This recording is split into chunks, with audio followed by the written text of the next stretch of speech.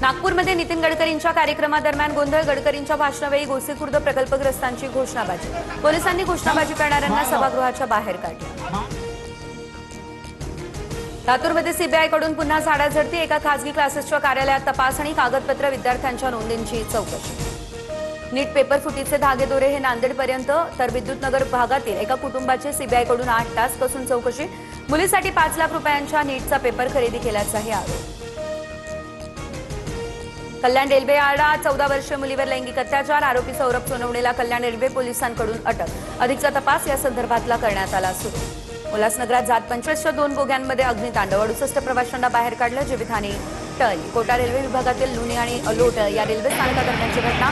Short सर्किटमुळे आग लागल्याची देखील माहिती समोर. विदर्भासह मराठवाड्याला उष्णतेच्या लाटेचा इशारा. अकोला, अमरावती, वर्धा, यवतमाळमध्ये पारा 45 अंशांच्याही पुढे. दुपारच्या वेळेत नागरिकांना घराबाहेर न पडण्याचं केलं जात आहे आवाहन.